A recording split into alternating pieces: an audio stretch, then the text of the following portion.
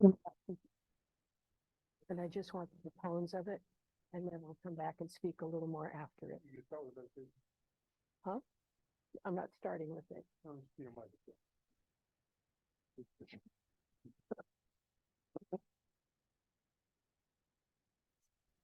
Is it on now? Come on. How are you?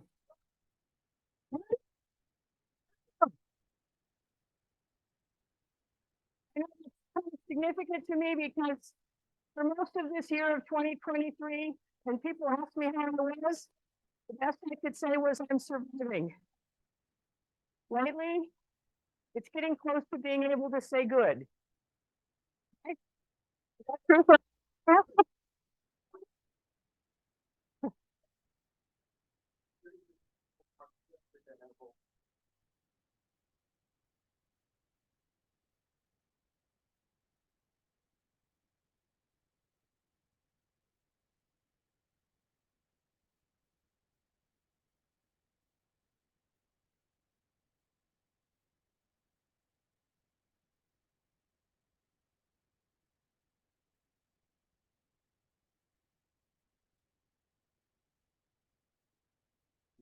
Yeah. It has not been a peaceful process to prepare for talking about peace. Not at all. Very challenging. There are some words that are harder for me to deal with. And there's been several already talked about by some of the great people already last month who were talking about release. And words. You know, we're up here, and what do we do up here? We use words to try to make a point, maybe pass on some understanding. Words are really interesting things. You know, I used to love George Carlin, right? He did an awful lot of fun with words, and especially because he made so much fun of religion. That was especially a good point as far as I'm concerned. But I got to say, it's the start of a month. And so I'm going to just make a few comments about peace because I don't really understand it terribly well. I probably have been trying to find a lot more of it in my life than I probably recognize. So there's some great other comments by like Nancy and Cheryl and Evie and Michael Bouchard about release. And a few words that they use that were really significant to me that I want to comment about. They used, Michael and some of Nancy, kept using this word about control and releasing control. That one was really hard for me. I really like being in control. Anybody else like to be in control? Would like to control your life? I've been trying pretty hard to do that, but it hasn't really worked too well for me. Has it worked well for you? Not much? Not too much? I think Michael said the word control like about 10 times. It was hard to listen to, although I love listening to him. Cheryl said a couple of really interesting things about what was the opposite of work. Remember that? What's the opposite of work? Not play. Rest, recovery. That's really true. That kind of struck me as being really important. You know, that's really cool. And then the other one, she said, what's the opposite of play?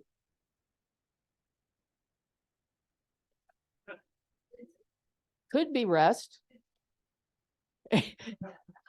That's getting closer. It was profound to me. The opposite of play is depression. I let that in really deeply this week, you know. I think I've been depressed since COVID, or even before, or my husband's stroke, or all these other things. I can only think of depression over the last several years. A lot. So I'm really looking forward to choosing more peace in my life. And I'm better in the last several months than I was last spring. There was a lot of health problems this year and a lot of other traumas and chaos in my family. And enough chaos on our world, right? We got enough chaos on the planet happening to make it hard to be anything but depressed. So I've been thinking a lot about words, you know. One of my favorite actresses, maybe the most favorite, is Judi Dench. Anybody else? Anything she decides to be in as a show, I would watch because it'd be worth it, right? Well, there's a show she did a while back called Iris. Anybody remember that? It's a life story of a real person in England, Iris Murdoch, who was quite a famous author and playwright, so famous that she became Dame Iris Murdoch and was played by Dame Judi Dench, right? Pretty high quality stuff there. She was a brilliant, brilliant woman and wrote many, many books. And there's a comment that she made that just struck me in that movie really powerfully. Words. Words. What would we do without words? How could we think if we didn't have words? Don't we need words to think? Do we need words? Somehow, I mean, sometimes we have images, we have thoughts, we have concepts, but words really help us. So when you find a word that fits something you're trying to deal with, I think that helps a lot. I've spent most of my life searching for something that I didn't really have a word for. I've come closer to it in a while. It had something to do with spirituality. Maybe that was the word itself. I don't know, but maybe it was closer to peace. When I was younger, in high school and college, I went to every church.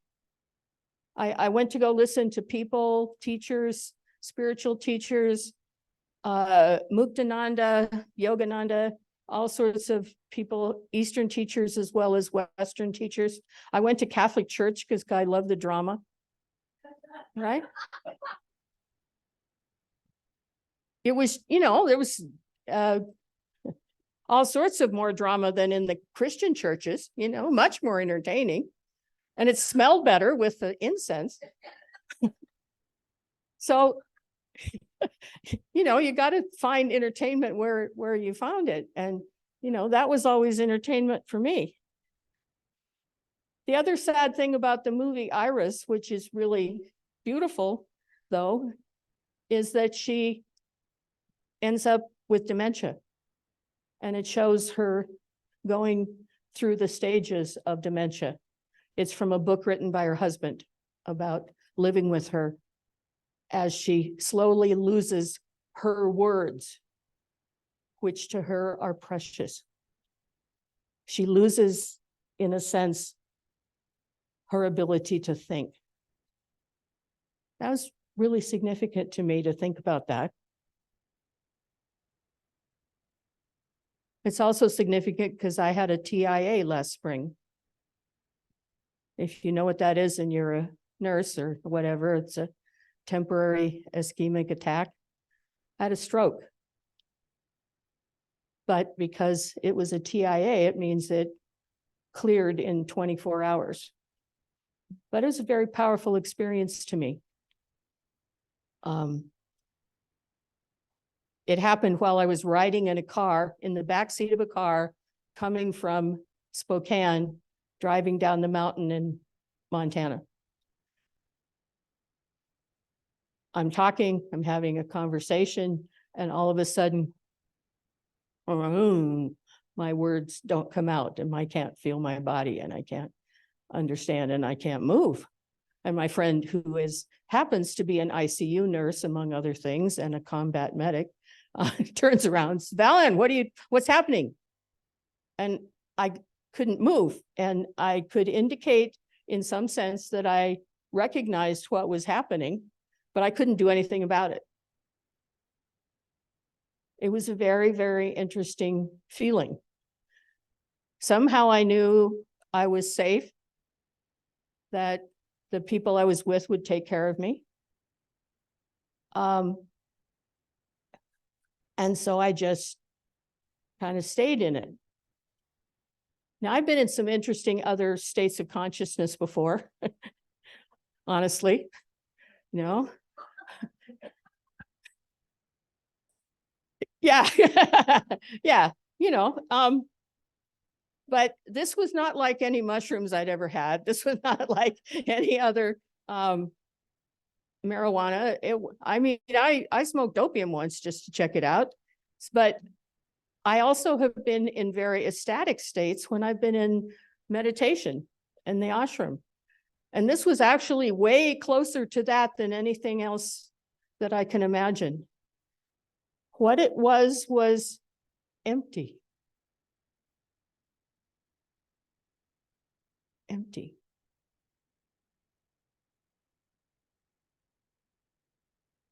And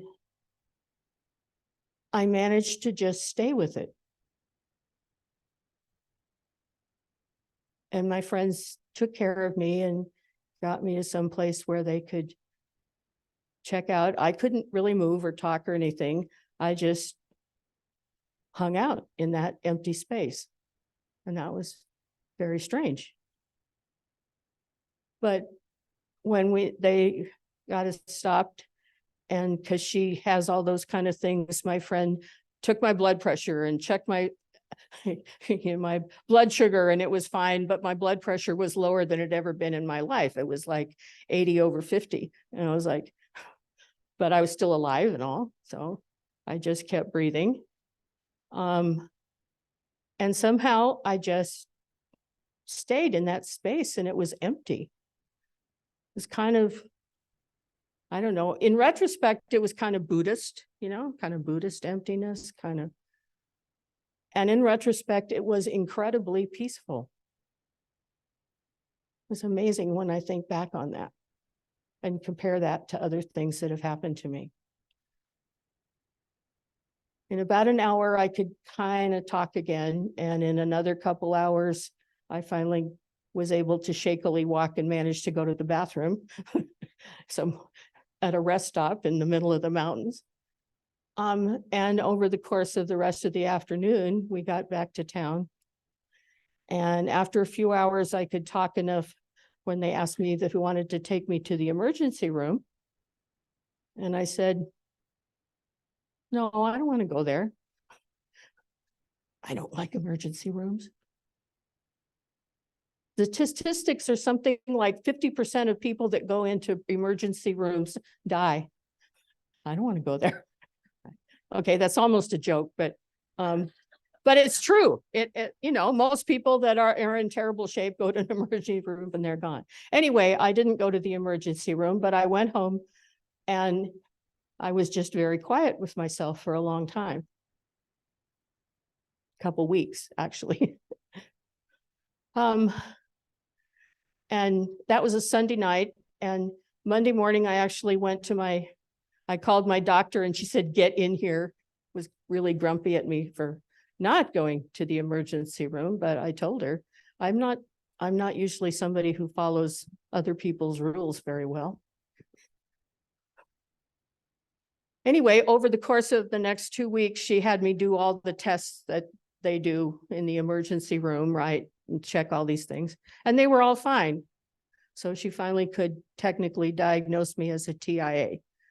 It all happened and it cleared mostly in 24 hours.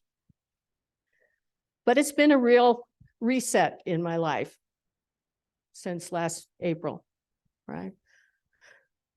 I have changed some of my habits since then. I take more time to do things. Sometimes it's silly little things, right? Do you ever go to wash your hands and the water's still cold? I actually now wait until the water gets warm to wash my hands. I know that sounds silly, but it's like a real practice of pausing to do something that's actually better for me.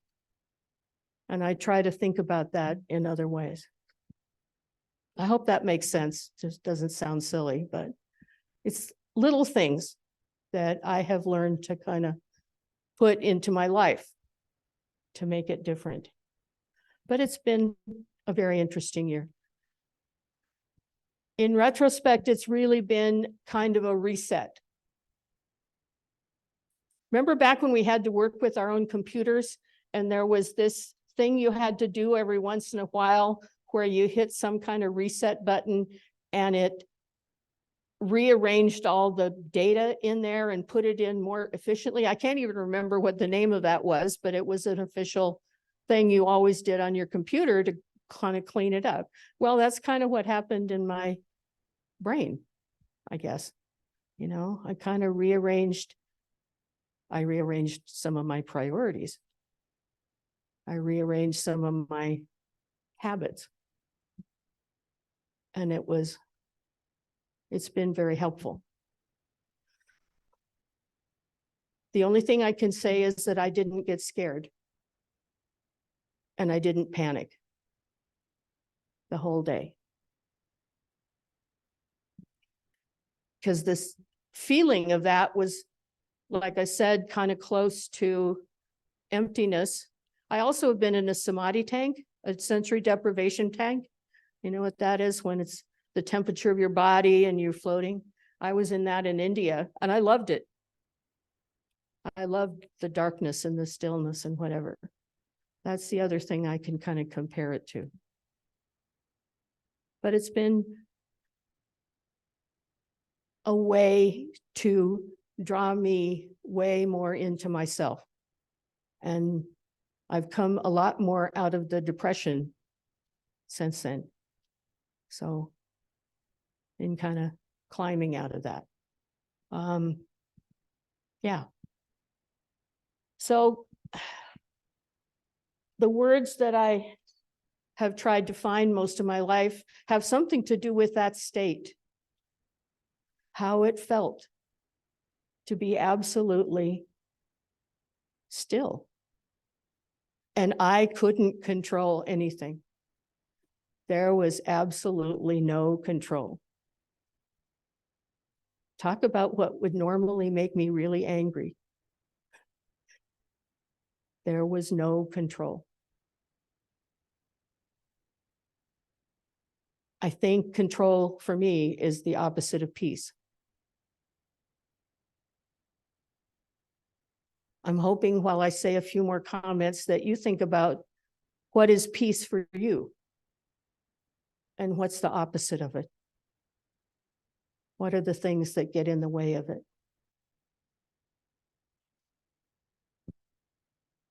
There are a lot of words written about peace, not so many, obviously,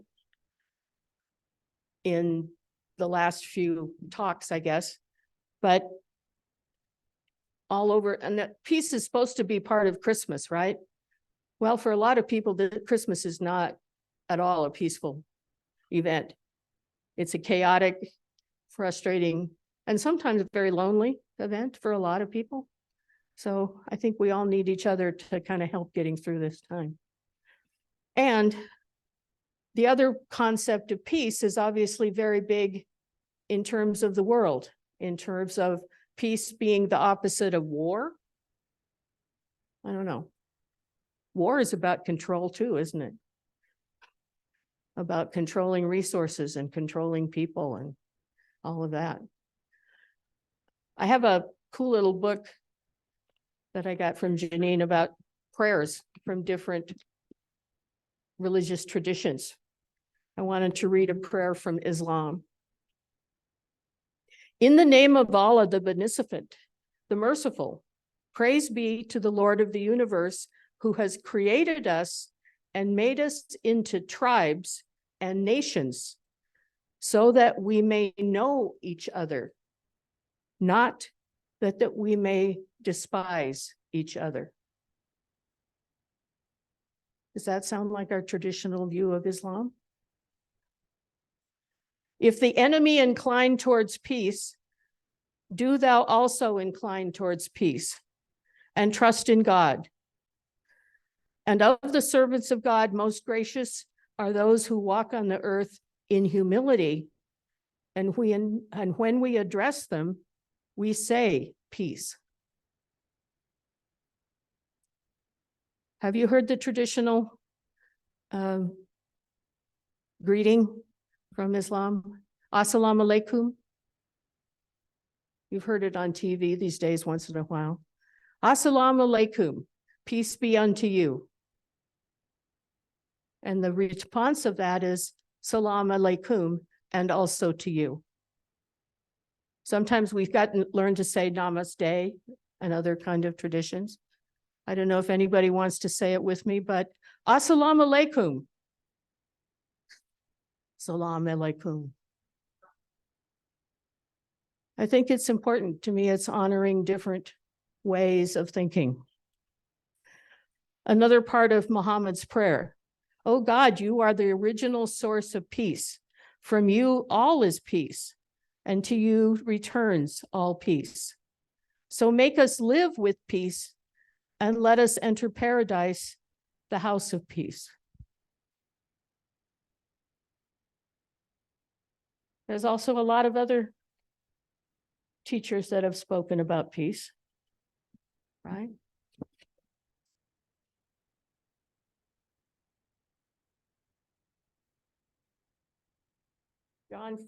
John 14:26. The Holy Spirit will teach you everything and remind you of all that I have said to you. Peace I leave with you, my peace I give to you. Do not let your hearts be troubled, and do not let them be afraid. That's what he was saying as he was about to leave, right? As he was about to leave all the disciples. The word peace, right around the time before the crucifixion, Jesus said the words peace lots and lots of times. I found at least 10 versions of it over and over through many days, each time and then when he appeared to the disciples after the crucifixion, again, he said, my peace I leave with you. What is the peace of Jesus?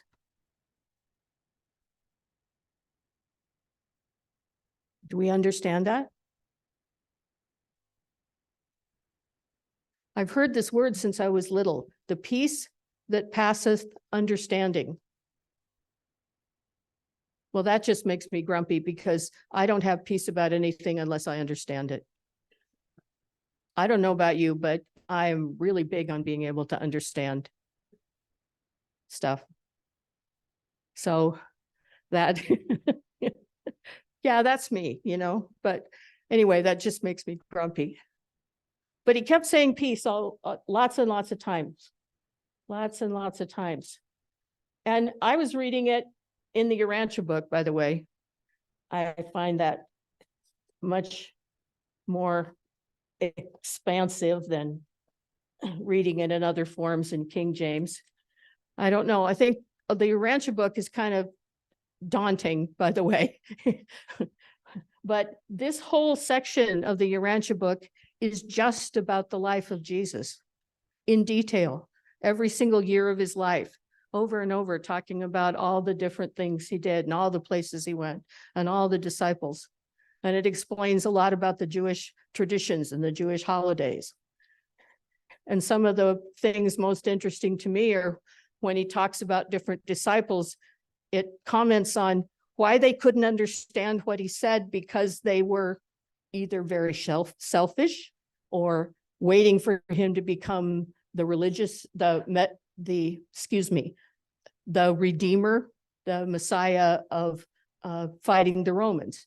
All the different things that they had in their minds, which made it hard for them to understand what he was saying. And not just the disciples, the people. You got to imagine people in that mindset had a hard time hearing what he had to say. So having them actually write down accurately what he said is kind of strange. But anyway, that word peace is over and over and over again when I read through the Urantia book, and it just gives me lots more details. One other thing about how Urantia talks about Jesus is there's lots of comments about how Jesus thought about what was happening to him. What does it mean to be who I am? To me, that's a really profound comment.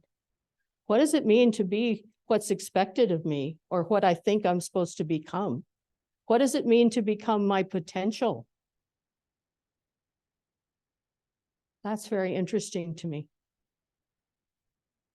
We had a study group for a while last year reading Urantia together, and I think we're going to start that again in January. I know of some other congregations where there's lots of people that read the Course in Miracles and lots of people that read Urantia as a study group. Anyway, there's some very interesting details about the life of Jesus, if that's the only thing that you want to read in there, but it's fascinating to me, especially the process of how he tried to understand what his mission was. We all try to understand what we're becoming. One more thing. I've tried to find peace in a few different ways. Like I said, they haven't a lot of work for me. I tried to find peace in my career, which I over many years. And I'm 70, so 70 something else. So I've worked at different things, but I've changed my career lots of times. And I managed to get myself fired twice. Like I said, I don't always follow their rules. I thought I was doing the right thing, especially, when you have clients and you want to do the right thing for them, but it doesn't always fit with the bureaucracy. I've obviously sought a lot of things in my education. I kept going back to school because it was the most comfortable place for me to be for a long, long time. But knowledge didn't exactly answer all my questions. I haven't done too well with money. That hasn't been real successful for me. When I was in India, it was pretty mixed because I've developed meditation, and I found a lot of peace inside my own mind, inside my own brain, inside my own self. That was a very powerful shift in my life. Relationships, is that where we find peace and thing? Well, I hope. Hasn't been real easy for me. I've been in love 4 times. The first man I fell in love with was a psychic. I got to spend 2.5 years with him. And then he died when the brain tumor exploded in his brain that he had from being in the Army. I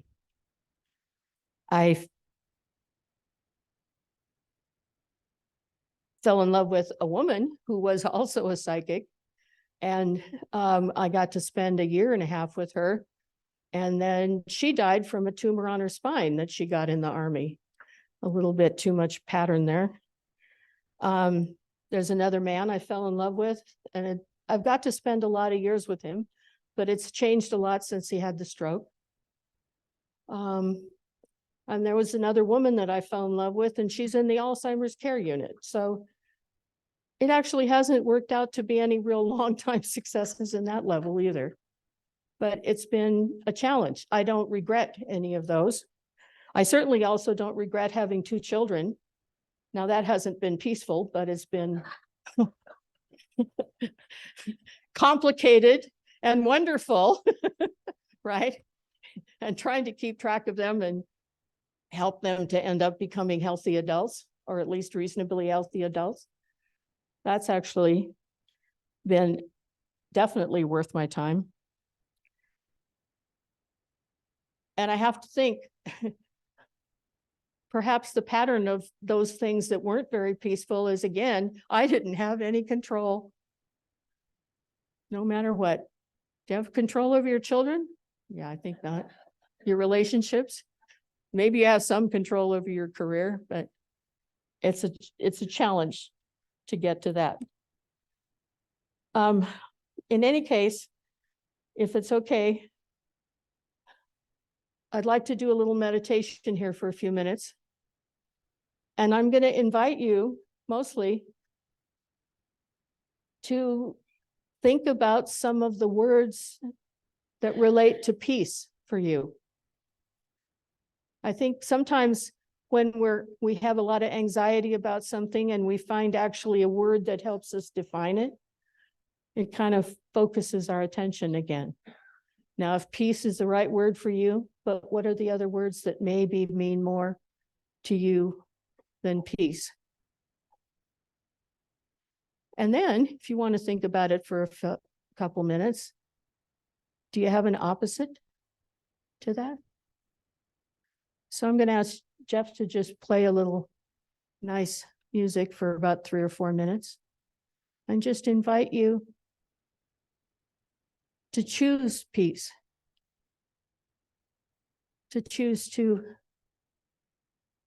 hold that concept inside. What does it feel like?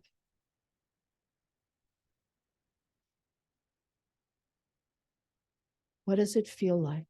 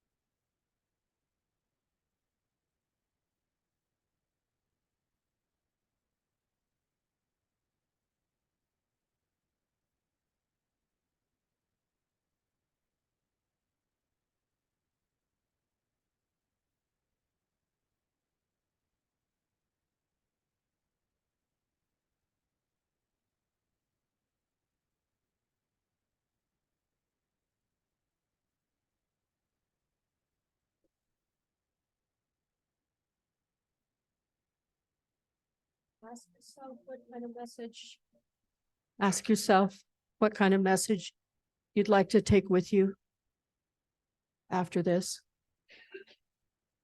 Is there a comment maybe about being able to choose peace in some situations where that wouldn't have happened before? or to watch out for those things that are the opposite of peace. To watch out and pay attention and perhaps stop and kind of reset yourself before you get drawn into them. Perhaps we can make a habit of peace. John Lennon talked about that too. To make a habit of peace. And as you come back to the awareness of this room and the other people here, think about what you want to hold from that.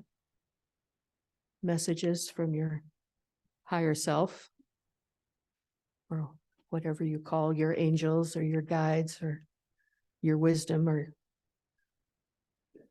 whatever gives you the best messages to yourself, wherever you believe those come from.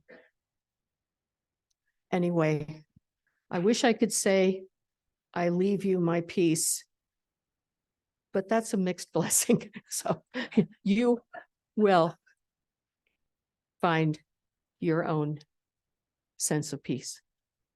Thank you. Assalamu alaikum.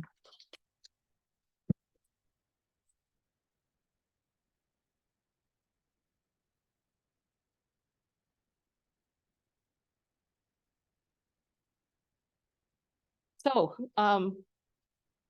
now we get to do the new words, right? This is something we had talked about on the board, I remember, to try it. It's a more affirmative way.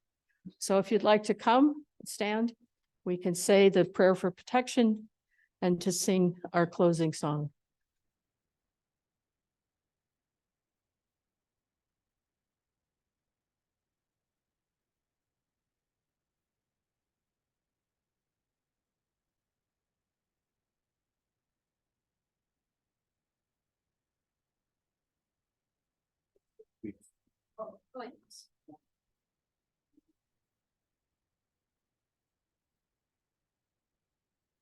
Together, the light of God surrounds us. We are our light.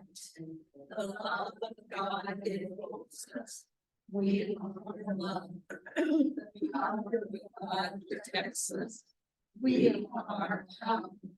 The presence of God watches over us. We are present. Wherever we are, God is, and